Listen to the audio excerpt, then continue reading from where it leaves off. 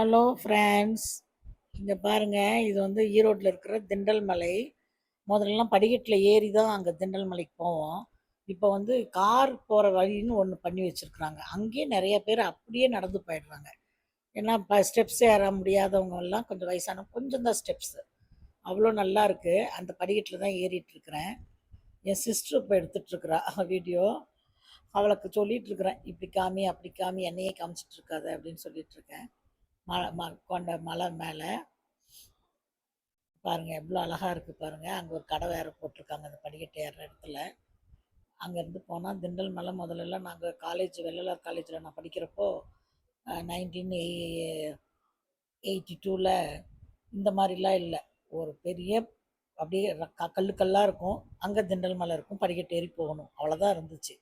இப்போ பார்த்தீங்கன்னா அந்த திண்டல் மலை எப்படி மாறி இருக்குன்னு பார்த்தா தான் தெரியும்.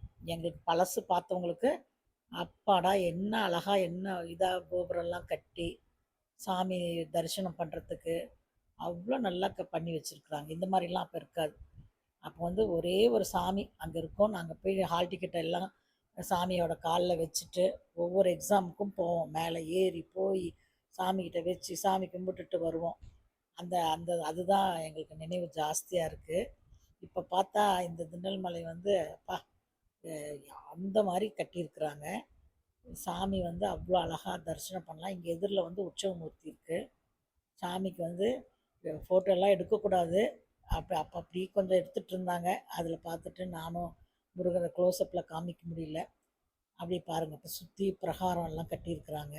அங்கே விநாயகர், முருகன் எல்லாமே இருக்குது, எல்லா சாமியும் இருக்குது. அது அப்படியே நடந்து போயிட்டு உங்களுக்கு காமிக்கணுங்கிறதுக்காக எங்கள் அண்ணன் பேரை எடுத்துகிட்ருக்குறோம். அவன் இது வந்து என் தங்கச்சி வீட்டுக்காரரு. எல்லாரும் போயிருந்தோம். போயிட்டு அங்கே வந்து ஒரு பெல் வச்சுருக்குறாங்க. ஏதாவது வேண்டிக்கிட்டு அங்கே அடித்தோம்னா நடக்கும் போல இருக்குது. நானும் அதை வச்சுட்டு அந்த பெல்லை அடிச்சுட்டு, குங்குமம் அங்கே திருநீர் கீழே வச்சுருக்காங்க, அதை வச்சு எல்லோரும் அதுக்கு ஒரு லைன் வேறு, அதையும் செஞ்சுட்டு, இதெல்லாம் இல்லை அப்போது, இப்போ இருக்குது. அதை செஞ்சுட்டு சாமி கும்பிட்டு எல்லோரும் சேர்ந்து ஒரு